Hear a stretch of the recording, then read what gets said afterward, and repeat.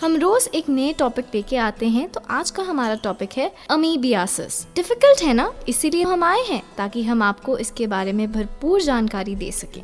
Doctor, सबसे पहले तो हम जैसे बात करने वाले हैं अमीबियासिस के बारे में। तो अमीबा, ये अमीबा से रिलेटेड कुछ है, तो हमें अमीबा के बारे में सबसे पहले बताएं। जैसे कि आपने अमीबा के बारे में पूछा, अमीबा एक अलग कैटेगरी में क्लासिफाई किया जाता है। ना ये बैक्टीरिया में आएगा ना वायरस में आएगा।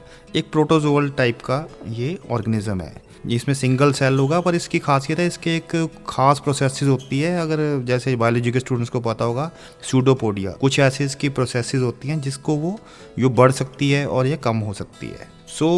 इसके जैसे अमीबेसिस की बात आपने की, इसके लिंक्ड हम एक ऑर्गेनिज्म हम डिस्कस करेंगे जिसका नाम है एंटोमीबा हिस्टोलिटिका, जो ये बीमारी कॉज करता है। ये खुद एक एनएरोबिक पैरासाइट है। इसका एनएरोबिक का मतलब विदाउट ऑक्सीजन भी या कम ऑक्सीजन में भी सर्वाइव करेगा, और एक पैरासाइट है। मेनली जो अमीबेसिस है वो एंटोमीबा हिस्टोलिटिका द्वारा कॉज होती है। तो अमीबा के बारे में तो हमें पता चल गया, एक टाइप ऑफ प्रोटोजोन है। तो हमें अमीबियासिस के बारे में कुछ बताएं, आम भाषा में बताएं, जिससे हमें समझ आ सके ये बीमारी होती क्या है।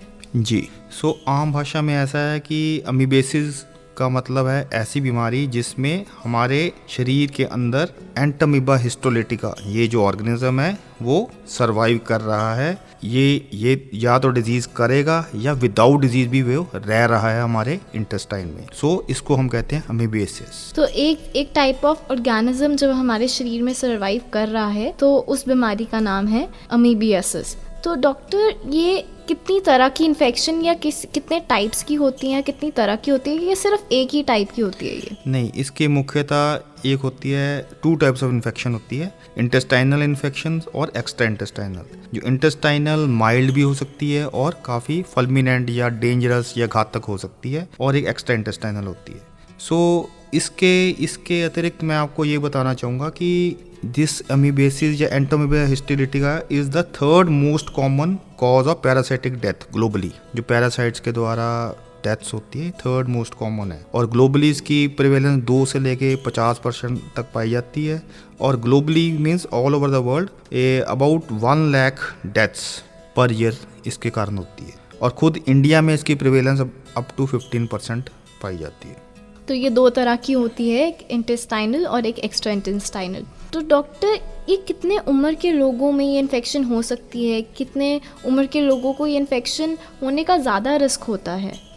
इसमें ऐसा कुछ डिमार्केशन नहीं है कि ये अडल्ट्स में ज़्यादा होगी या कुछ ऐसे स्कूल गोइंग चिल्ड्रन में होगी, जैसे कई बीमारी में होता है, जैसे कि हम वॉर्म इन्फेस्टेशंस में पढ़ते हैं या सुन रखा होगा कि school going age group effect होता है। इसमें जो है कि द पीपल, ऐसे लोग जो अनहाइजीनिक खाना खाएंगे या पानी पिएंगे या कुछ और ऐसे रूट्स है अनहाइजीनिक कंडीशंस में रहेंगे, वो उनको ज़्यादा ग्रस्त हो सकती है। इसमें पुअर सैनिटरी कंडीशंस होगी, जहाँ फ्लाइज है, कॉकरोचेस है, ऐसी जगहों पे वो निवास कर रहे हैं, इससे उनमें ज़्यादा ये होगी। उसमें बच्चे, बड़े, बूढ़े सभी आ जाते हैं। ये अनहाइजेनिक और जो सैनिटेशन के बिल्कुल विपरीत, रॉन्ग सैनिटेशन, बिल्कुल गलत सारा सिस्टम बना हुआ है, उसके ज़्यादा ये फैलती है। मतलब ढंग से साफ सफाई ना होना और अच्छी साफ सफाई ना होना इसका मेन कारण है। बिल्कुल। जो ये बीमारी और फीको ओरल रूट ट्रांसमिशन का मतलब है कि हम कोई ऐसे फूड प्रोडक्ट्स या खाने पीने की चीज़ें लेते हैं जो कंटेमिनेटेड है with cysts of this Entamoeba histolytica. तो सर, ये कितनी कॉमन है ये बीमारी, ये इन्फेक्शन? जैसे कि मैंने बताया, इंडिया में इसकी प्रिवेलेंस 15% है। इसमें ऐसा है कि हम काफ़ी सारे केसेस मिलते हैं, और ग्लोबली जो हमारा आंकड़ा है वो 1 लाख डेथ्स का है पर ईयर। ये काफ़ी एक छोटा आंकड़ा नहीं है। सर, जैसे ये एक ऑर्गेनिज्म होता है जो हमारी बॉडी के अंदर होता है, तो ये मोड ऑफ ट्रांसमिशन क्या है, कैसे हमारी बॉडी में ये एंटर होता है? जी, इसके लिए हमें इसकी फॉर्म्स को समझना होगा कि इसकी दो फॉर्म्स होती हैं। एक ट्रोपोजाइट फॉर्म होती है, एक सिस्ट फॉर्म होती है। ट्रोपोजाइट को हम वेजिटेटिव फेज कहते हैं, जो थोड़ी हार्मलेस तो दूसरी जो सिस्ट फॉर्म है यही इन्फेक्टिव स्टेज होती है इसकी। जो सिस्ट होती है, आपने ये वर्ड सुना होगा कि हमारे स्टूल एग्जामिनेशन में, आप स्टूल एग्जामिनेशन की रिपोर्ट देखते हैं उसमें 2 चीज़ें होती है, ओवा, सिस्ट। तो ये सिस्ट उस सिस्ट की बात कर रहे हैं, अमीबेसिस में स्टूल में सेक्रेट हो जाती है। सो ये जो सिस्ट स्टेज है इसकी, वो कई हफ्तों तक सर्वाइव कर जाती है इसको अगर एप्रोप्रिएट एनवायरनमेंट मिले सर्वाइवल का। और एक सिंगल सिस्ट भी इन्फेक्टिव हो सकती है और इसका रिजर्वायर ह्यूमन बींग्स ही हैं।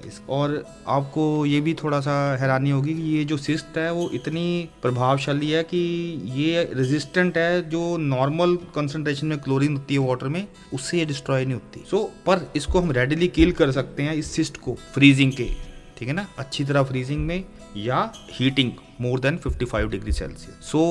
अब जब हम बोलते हैं कि खाना बाहर खा रहे हो तो गर्म करके खाओ, उससे संभावना है कि ये सिस्ट डिस्ट्रॉय हो जाए। कोई भी चीज़ हम गर्म खाएंगे बाहर तो हमें थोड़ा रिस्क कम हो जाता। तो आपने बहुत अच्छी बात बताई, 2 टाइप हैं और खाना खाने से ही मेनली हमारे उसमें इसके route of transmission faeco oral route है, जो ऐसे कि स्टूल्स में पास हुआ और अपने हमारी हैंड हाइजीन अच्छी नहीं है, अगर हम कंटेमिनेटेड हैंड से फिर खाना खा रहे हैं और सिस्ट हमारे नेल्स में है, इससे जाएगी। इसी तरह हम कंटेमिनेटेड वाटर और फूड कहीं से ले रहे हैं जिसमें सिस्ट है जो कि सरवाइव कर रही है उस एटमॉस्फेयर में, उससे होगी। या कुछ एजेंसीज ऐसी हैं जैसे फ्लाइज, कॉकरोचेस वगैरह जिनसे ये ट्रैवल हो रही है, इससे होगा।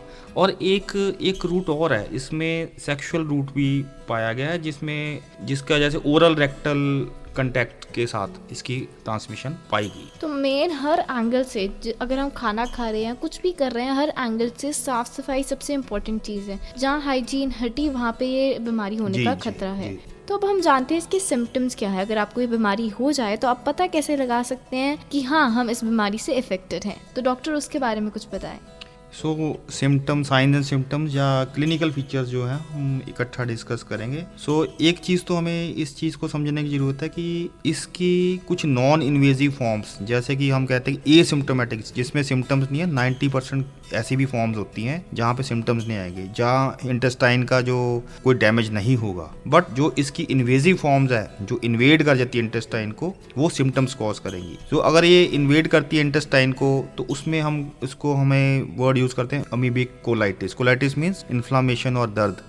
इसमें अल्सर हो सकते हैं, पेन, डायरिया, ठीक है ना, ब्लड आ जाएगा टॉयलेट में जैसे स्टूल्स पास करेंगे, और नैरो कंस्ट्रिक्शन हो जाएगी तुम्हारे इंटेस्टाइन की, तुम्हें स्टूल्स पास करने में डिफिकल्टी आएगी कई बार। के अलावा ये इसका एक कोर्स कुछ लोगों में काफ़ी घातक भी हो सकता है, जिसको हम कहते हैं फल्मिनेंट, जो काफ़ी डेंजरस होती है, फल्मिनेंट कोलाइटिस। तो इसमें जो पेशेंट है वो काफ़ी इल हो जाएगा, काफ़ी बीमार रहेगा, फीवर होगा उसको, इंटेस्टाइनल ब्लीडिंग चलेगी, और उसमें एक कंडीशन होती है परफोरेशन कहते हैं। तो काफ़ी वो इमरजेंसी कंडीशन है, और परफोरेशन को बहुत इमरजेंसी बेसिस पे डील किया जाता है, पर ये कम लोगों में है। और इंटेस्टाइन की मूवमेंट्स का इनहिबिशन हो जाएगा या रुक जाएगी, पैरालिटिक इलियस हो जाएगा। ये कम केसेस में है, पर एक घातक कॉम्प्लिकेशन है जो कि डेथ में भी रिजल्ट कर सकती है।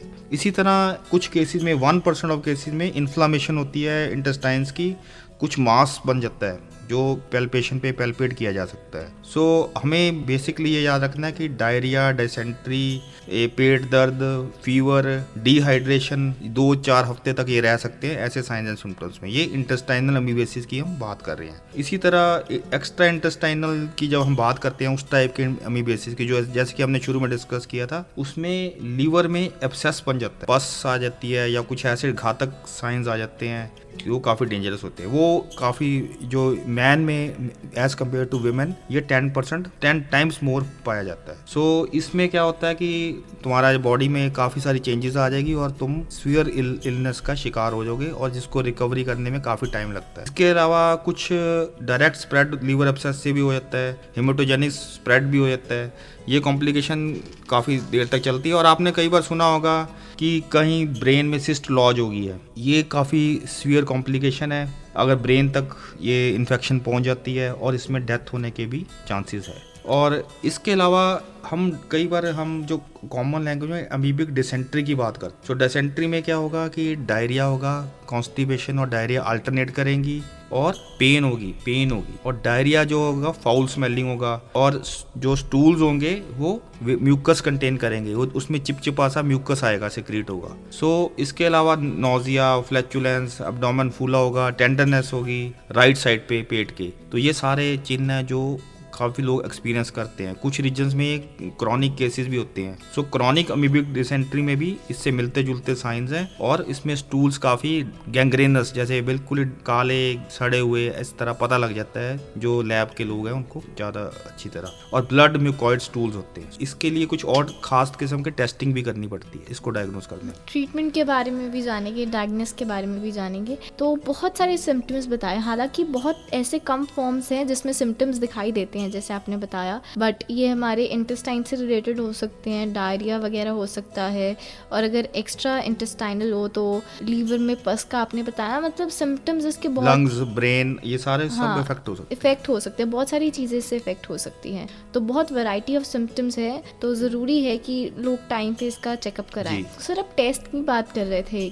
डायग्नोस की बात कर रहे थे, ट्रीटमेंट और डायग्नोस पे अगर हम आए तो वो कैसे होता है? जी, जो कॉमनली टेस्ट किए जाते हैं उसमें स्टूल सैंपल ही होते हैं, और कई बार डॉक्टर है कि म्यूकस का एग्जामिनेशन और रेक्टल स्वैब भी लिया जाता है। उसमें इसकी पर्टिकुलर एक क्वाड्री न्यूक्लिएटेड सिस्ट होती है। इसकी सिस्ट के खास जो शेप होती है और इसमें न्यूक्लियस की 4 तरह का डिवीजन होती है, उसको वो जांच लेते हैं। और इसके अलावा कुछ हायर टेस्ट भी हैं, सीरोलॉजी के टेस्ट भी हैं, बट कॉमनली तो ये म्यूकस से सने हुए स्टूल्स की एग्जामिनेशन हो जाती है। इसके अलावा जब हमने क्रॉनिक अमीबिक डिसेंट्री की बात की थी कि कई दिनों तक चलती रहती है, उसके लिए कई बार जो सर्जन्स वगैरह सिग्मोइडोस्कोप होता है, उससे अल्सरेशन भी पता करते हैं। इसके अलावा हमें सीरोलॉजी के टेस्ट जो एलाइजा वगैरह, वो अगर जब कहाँ हायर सेंटर्स में सिर्फ किए जा सकते हैं। मतलब जो मोस्ट कॉमन है वो स्टूल टेस्ट होता है। स्टूल टेस्ट है जो रेक्टल स्वैब लिया जाता है, उससे किया जाता है, और साथ में फ्रेश म्यूकस का एग्जामिनेशन भी। तो काफ़ी सिंपल टेस्ट किए जाते हैं डायग्नोस करने के लिए, इसके कोई कॉम्प्लिकेटेड प्रोसीजर नहीं है। तो इसके ट्रीटमेंट के बारे में बताएं, मेडिकेशंस होती हैं, सर्जरी होती है, कैसा होता है? जी, इसका ट्रीटमेंट जो मुख्यतः है वो हम मेडिकल ट्रीटमेंट की ही बात करते हैं। सर्जरी की बात तो जो लेट स्टेजेस है, जहाँ जो मैंने एक्स्ट्रा इंटेस्टाइनल की बात की, वहाँ जाके आती है, वो जब बहुत ज़्यादा कॉम्प्लिकेशन स्टेज होती है। नहीं तो आम तो ये एक्यूट अमीबिक डिसेंट्री होती है, या दूसरी जो सिंपल लक्षण है वो हमारे जो एंटी प्रोटोजोल, जो एंटी एमिबिसाइडल ड्रग्स है, जो एमिबिसाइडल ड्रग्स से किया जाता है, जिसमें मेट्रोजिल होती है मेनली। मेट्रोजिल एक जिसका सॉल्ट है मेट्रोनिडाजोल। सो ये ट्रोपोजाइट्स के खिलाफ और इंटेस्टाइनल टिश्यू में एक्ट करती है, और ये 5 से 10 दिन तक दी जाती है 3 टाइम्स अ डे। इस तरह एक और ड्रग है टिनिडाजोल है, ये भी दी जा सकती है। सो ये इसका हम ट्रीटमेंट इन दवाइयों से करते हैं। इसी तरह हमें इसका पूरा समय से इलाज करना जरूरी है, पर हम प्रिवेंशन पे भी साथ में ध्यान देना जरूरी है। सर ये जो ड्रग्स का कोर्स है ये कितने टाइम तक चलता है? हाँ, जो मेट्रोजिल का है वो 5 से 10 दिन तक वो अपने हिसाब से फिजिशियन प्रेस्क्राइब करता है। इसी तरह टिनिडाजोल जो है वो 600 मिलीग्राम अगर बीडी डोज है वो 5 दिन तक देते हैं। सो ये कॉमनली जो है ना ये ड्रग्स दिए जाते हैं। इसी तरह एक सॉल्ट है वो अपनी कॉम्बिनेशन में देते हैं, डाइलॉक्सानाइड फ्यूरेट। ये सिस्ट्स के लिए जरूरी है, क्योंकि जो भी मैंने दूसरे ड्रग्स के वो ट्रोपोजॉइड्स के लिए जरूरी है, ये सिस्ट के लिए एक डाइलॉक्सानाइड फ्यूरेट एक सॉल्ट है वो दिया जाता है। वो ओरली दिया जाता है 500 मिलीग्राम फॉर 10 डेज। तो डॉक्टर ये तो ड्रग्स की बात हुई। सर्जरी आपने बोला कि आगे के केसेस में जब सिस्ट बन जाती है, जब बहुत ज्यादा वो हो जाता है, जब ये सिस्ट लॉज हो जाती है या कुछ आगे, ड्रग्स तो मेन स्टे है ही है इसकी ट्रीटमेंट। सर्जरी अगर तुम्हारी परफोरेशन या कुछ ऐसी कॉम्प्लिकेशंस आ गई है तो कंजर्वेटिव मैनेजमेंट और सर्जरी का कॉम्बिनेशन। और अब हम जानते हैं इसकी प्रिवेंशन के बारे में, जो सबसे ज़रूरी है, क्योंकि जो इसका मेन कॉज है वो हाइजीन है। अगर हम पहले से हाइजीन को प्रिवेंट करके हाइजीन अपना अच्छा रखेंगे तो ये प्रिवेंट हो सकता है। इसलिए तो आइए डॉक्टर से इसके बारे में और जानते हैं। सो प्रिवेंशन एंड कंट्रोल की जब हम बात करते हैं तो मुख्यतः इस तरह की बीमारियों में हम प्राइमरी प्रिवेंशन की बात करते हैं, जिसमें सेफ एक्सक्रीटा डिस्पोजल होता है, सेफ वाटर सप्लाई, हाइजीन का ख्याल रखना, हेल्थ एजुकेशन। अगर हम इसके अलावा सेकेंडरी प्रिवेंशन की बात करते हैं उसमें अर्ली डायग्नोसिस एंड ट्रीटमेंट। सो कुछ हम डिटेल में कुछ स्टेप्स में बताना चाहूँगा कि जैसे कि पहला स्टेप है तुम अपना इम्यून सिस्टम पहले स्ट्रेंथन होना चाहिए। ठीक है, अगर तुम्हारा इम्यून सिस्टम स्ट्रेंथन होगा तो आपकी डिजीज को लड़ने की क्षमता बढ़ेगी। इसी तरह अगर हम कोई ट्रैवल करते हैं तो हमें ध्यान रखना चाहिए कि हम कहाँ से खाना खा रहे हैं, और हमें खुद एश्योरेंस होनी चाहिए कि हम एक हाइजीनिक खाना खा रहे हैं और पानी पी रहे हैं ट्रैवल करते हुए। क्योंकि हम देखते हैं कहीं पे भी किसी भी सोर्स से मजबूरी में खा लेते हैं या पी लेते हैं, बट हमें अपनी सेहत का खुद ख्याल रखना है। सो इसके अलावा हम कुछ और प्रैक्टिसेस के बारे में बात करते हैं, जैसे गुड हाइजीन की प्रैक्टिस। सो उसमें क्या है कि हमें ये है तो सिंपल स्टेप्स हैं, बट हमें रिपीट करने पड़ते हैं कि हमें सोप और वाटर से हैंड हमेशा वॉश करने चाहिए डेफिकेशन या टॉयलेट जाने के बाद। एटलीस्ट 10 सेकंड्स जरूर वॉश करने चाहिए। इसके अलावा हम जो अपने हैंड वॉश करते हैं हमें फिंगर नेल्स को भी स्क्रब करना चाहिए साथ में, क्योंकि लोग फिंगर नेल्स को निगलेक्ट कर देते हैं। इसी तरह कुछ बेसिक सिविक सेंस भी होनी चाहिए कि अगर पब्लिक प्लेस में आप टॉयलेट सीट्स यूज़ कर रहे हो तो आप उसको क्लीन कर लो पहले, ठीक है ना, इन्फेक्शन यहाँ से भी फैल सकती है। सो इस तरह हमें हाइजीन का ख्याल रखना है। इसी तरह हम वाटर रिसोर्सेज का भी ध्यान रख सकते हैं कि अनट्रीटेड वाटर जो है ना, कंटेमिनेटेड है कहीं पे आपको लगता है तो डोंट ड्रिंक। तो बॉयल किया हुआ वाटर पिए, ज़्यादा अच्छा है। बॉटल्ड वाटर खास तरफ ट्रैवल कर रहे हैं जिसकी क्वालिटी आपको एश्योर्ड हो। इसी तरह हमें सेफ फूड हैंडलिंग की तरफ ही ध्यान देना है। सो हमें अनकुक्ड फ्रूट्स और वेजिटेबल्स की जिसकी क्वेश्चनेबल क्वालिटी है वो नहीं कंज्यूम करने चाहिए। अवॉइड ईटिंग अनपील्ड और अनकुक्ड फ्रूट्स और वेजिटेबल्स, ठीक है ना, जिसकी क्वालिटी को आपको एश्योरेंस नहीं है। और फ्रूट्स और वेजिटेबल्स को वॉश करिए, ठीक है ना, जो और पील करो फ्रूट्स को, ठीक है ना, और बॉयल वेजिटेबल्स होनी चाहिए प्रायर टू ईटिंग। इसी तरह बॉइलिंग फूड को हम कंज्यूम करें तो ज़्यादा अच्छा है कि मिनिमम टेम्परेचर 50 से ऊपर जो हमने हीट किया हो। इसी तरह हम प्रॉपर स्टोरेज वाले फूड को ही खाएं।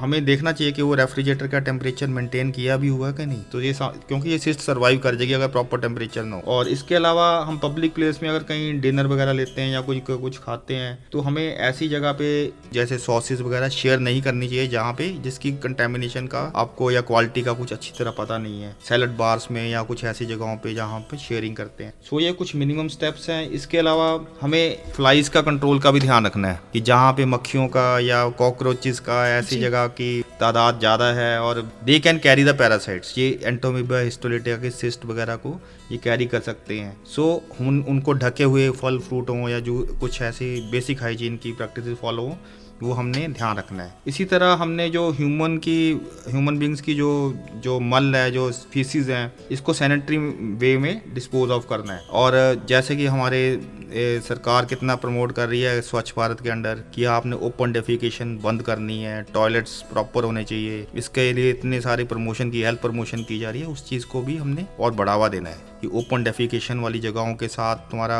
कुकिंग का एक्सेस हो या पानी का एक्सेस हो, डोंट कंज्यूम एनीथिंग देयर। तो बहुत सारे प्रिवेंशन टिप्स हमें मिले, बहुत अच्छे प्रिवेंशन टिप्स मिले। हमने ध्यान रखना है हम क्या खा रहे हैं, बाहर से खा रहे हैं तो अच्छा खा रहे हैं, जब तक हम अश्योर्ड नहीं है, हमें तसल्ली नहीं है कि वो साफ़ है या नहीं साफ़ है, तब साफ़ नहीं है तब तक हमें नहीं खाना चाहिए। और अपने अगर हम हाथ भी धोते हैं, हाथों से खा रहे हैं तो अच्छी तरह धोएं, उसका हर पार्ट धोएं, चाहे वो नाखून हो चाहे वो कुछ हो तो अच्छी तरह धोएं। और मक्खियों का भी, इन्वायरमेंट का भी अपने आसपास आपने देखना है कि वहाँ मक्खियाँ ज़्यादा ना हो। अगर मक्खियाँ हो, आपको तो ये सब सिम्टम्स प्रिवेंशन टिप्स पता है और मैं आपको एडवाइस दूंगी आप अपने दोस्तों को, पेरेंट्स को, सबको ये बताएं ताकि सब इस बीमारी से बच पाएं। तो डॉक्टर जाते जाते एक फाइनल मैसेज में मैं इतना ही कहना चाहूँगा कि prevention is better than cure. तो आपको जो हैंड हाइजीन का या तुम्हारे जो vegetables, cut fruits and vegetables की कंजम्पशन का, इसका ध्यान रखना होगा। और जो हमारी सैनिटरी जो कंडीशंस है उनको एक गंदा नहीं होने देना और ओपन डेफिकेशन को रोकना होगा। ये बेसिक स्टेप्स हैं और हमें इसको खुद भी अपनाना है और दूसरों में भी प्रमोट करना है।